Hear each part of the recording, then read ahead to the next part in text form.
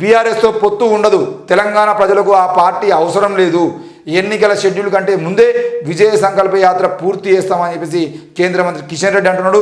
విజయ సంకల్ప యాత్ర వాహనాలకు భాగ్యలక్ష్మి అమ్మవారి ఆలయం వద్ద పూజలు నిర్వహించిన కేంద్ర మంత్రి కిషన్ రెడ్డి, ఇతర నాయకులు అంటే ఈటెల రాజేంద్రను, కామారెడ్డి ఎమ్మెల్యే వీళ్ళందరూ వెంకటరెడ్డి ఇట్లా ఉన్నాడు.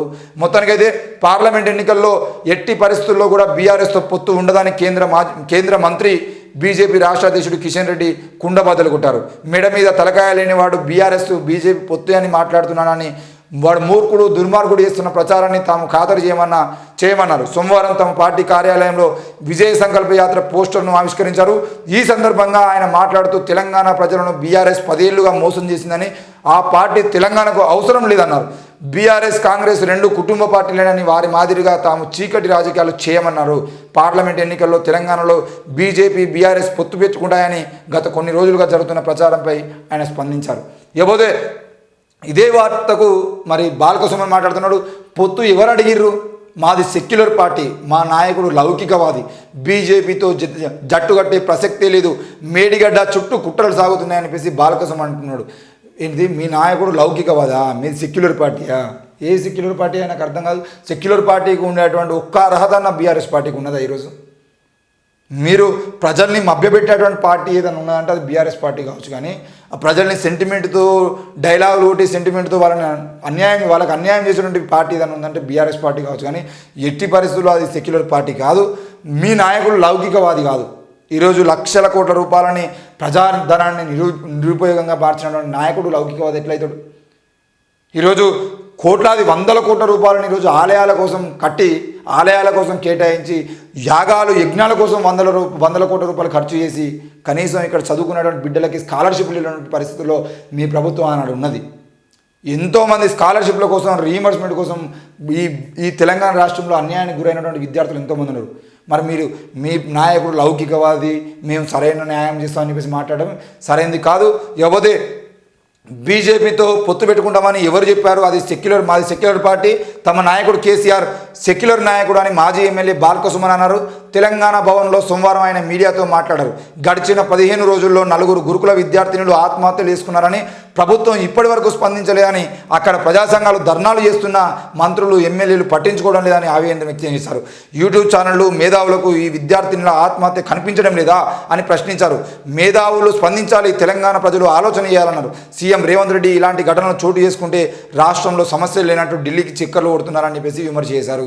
బాలకృష్ణకు గుర్తుపెట్టుకోవాల్సిన విషయం ఏంటంటే, ఈరోజు ఏమంటున్నాడు? యూట్యూబ్ ఛానళ్లకు మేధావులకు ఈ విద్యార్థుల ఆత్మహత్య కనిపించడం లేదా అని చెప్పేసి ముఖ్యంగా ఆయన మాట్లాడేది క్యూ న్యూస్ తీన్మార్మలనో లేదంటే మిగతా వాళ్ళనో తొలివేలుగు రఘు లాంటి వాళ్ళనో విమర్శ చేస్తున్నాడు. నువ్వు గుర్తుపెట్టుకోవాల్సిన విషయం ఏంటంటే, నువ్వు ఉపయోగించుకున్నటువంటి ఎమ్మెల్యే పదవికి నువ్వు ఉపయోగించుకున్నటువంటి రిజర్వేషన్ ఏదైతే ఉందో అది ఎస్సీ రిజర్వేషన్. ఈరోజు చచ్చిపోతున్న బిడ్డలు ఎస్సీ బిడ్డలు. దమ్ము ధైర్యం ఉంటే వచ్చి ఆ బిడ్డల కోసం, ఆ బిడ్డలకు న్యాయం చెప్పాలని చెప్పేసి ఇక్కడ చెప్పులు రావట్టు. భవ్య వైష్ణవి తల్లిదండ్రుల దగ్గరికి వచ్చి ఆ బిడ్డలు బీసీ బిడ్డలకు అన్యాయం జరిగిందని చెప్పేసి, ఆ రజక బిడ్డకి, ఒక చాకలి బిడ్డకి, ఒక యాదవ బిడ్డకి అన్యాయం జరిగిందని చెప్పేసి వాళ్ళ తరఫున కొట్లాడేటువంటి ప్రయత్నం చేయి. లేదంటే ఇమాంపేట గురుకులంలో చచ్చిపోయినటువంటి 2 ఎస్సీ బిడ్డలకి అన్యాయం జరిగింది, న్యాయం కావాలని చెప్పేసి నీకు దమ్ముంటే ఇక్కడికి వచ్చి నీ ముఖ్యమంత్రి, మాజీ ముఖ్యమంత్రి నీ దొర కేసీఆర్కు అన్యాయం జరిగిందని చెప్పేసి చెప్పులు వాడినటువంటి నీవు, రేవంత్ రెడ్డి మీ దొరను ఏదో అన్నా అని చెప్పేసి చెప్పులు వాడినటువంటి మీరు ఈరోజు దళిత బిడ్డలు చచ్చిపోతా ఉంటే దళిత రిజర్వేషన్ మీద ఎమ్మెల్యేలుగా ఎదిగి, దళిత రిజర్వేషన్ ఉపయోగించుకొని ఈరోజు మీరు నాయకులుగా ఎదిగి, దళిత రిజర్వేషన్ ఉపయోగించుకొని మీరు ఈరోజు కుర్చీల్లో కూర్చొని మాట్లాడుతున్నటువంటి మీరు మరి దళితులకు అన్యాయం జరుగుతుంటే, దళిత బిడ్డలు ఆత్మహత్య తీసుకొని చచ్చిపోతూ ఉంటే ఆ ఆత్మహత్యల కారణం ఏంది, ఆత్మహత్యల నివారణకు మార్గం ఏంది అని చెప్పేసి సూచించకుండా కేసీఆర్ను తిడితేనేమో నీ కోపం వచ్చి చెప్పుల్లో వాటినాం, రండా అనే బూతులు మాట్లాడితే దాని గురించి మాట్లాడినావు. ఈరోజు బిడ్డల బతుకులాగమవుతా ఉంటే నువ్వు మళ్ళా తెలంగాణ భవన్లో కూర్చొని నీ దురభవన్లో దురగడిలో కూర్చొని మాట్లాడుతున్నావు. కానీ దురగడ దాటి ఈరోజు భువనగిరికో లేదంటే ఇమాంపేటకో సూర్యాపేటకో అట్లా ధైర్యం కూడా చేయలేకపోతున్నావు. నువ్వు ఏ బిడ్డల తల్లిదండ్రుల ఓట్లతో గెలిచినావో ఆ బిడ్డలకు అన్యాయం జరుగుతూ ఉంటే మళ్ళీ దురగడిలోకి వెళ్ళి బయటకు వచ్చే పరిస్థితి లేదు. నీకు ఈ తెలంగాణ బిడ్డల గురించి మాట్లాడే అర్హత ఉన్నదా లేదా అనేది ఒకసారి ఆలోచించుకో. యూట్యూబ్ ఛానళ్లకు మేధావులకు సంబంధించిన విషయంలో మాట్లాడుతున్నావు. ఇది ఈరోజు ఆ మేధావులే, ఏ కదిరకృష్ణ నాయకులు లాంటివి ఉన్నారో వాళ్ళు తయారు చేసుకుంటున్న నాయకులే ఈరోజు వాసు యాదవ్ లాంటి వాళ్ళు ఆ భవ్య వైష్ణవి కోసం పోరాటం చేస్తున్నారు.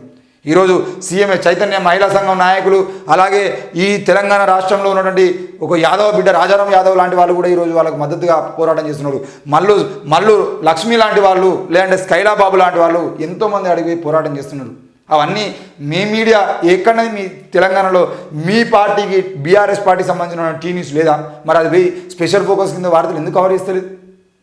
దాని గురించి మాట్లాడు. నమస్తే తెలంగాణ వాళ్ళ మీద ఆర్టికల్స్ ఎందుకు రాస్తలేదు?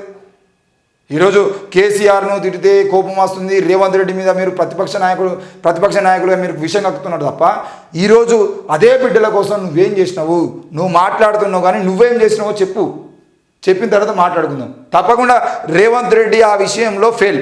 రేవంత్ రెడ్డి ప్రభుత్వం కావాలనే స్పందిస్తలేదు, కావాలనే ఈ కుట్రలన్నింటినీ చేసి ఈ బిడ్డలు చచ్చిపోతున్నా కూడా పట్టించుకోకుండా మనందరినీ డైవర్ట్ చేసి ఆ బిడ్డల ఇష్యూల మీదే మనల్ని పెట్టేటువంటి ప్రయత్నం చేస్తున్నారు.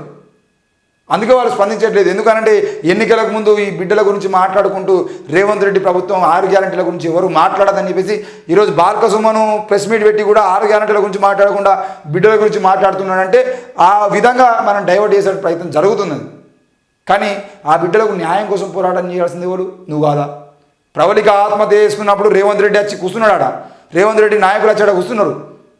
వాళ్ళ కుటుంబాన్ని కలవడం కోసం రాహుల్ గాంధీ కూడా ప్రయత్నం చేసిండు. మరి ఈరోజు ఈ కుటుంబాలను కలవడం కోసం నువ్వెందుకు ప్రయత్నం చేస్తాడు? నువ్వెందుకు కేసీఆర్ కానీ కేటీఆర్ కానీ హరీష్ రావు కానీ కవిత కానీ ఈరోజు ఆ బిడ్డల కోసం ఎందుకు రావట్లేదు? దాని గురించి మాట్లాడు.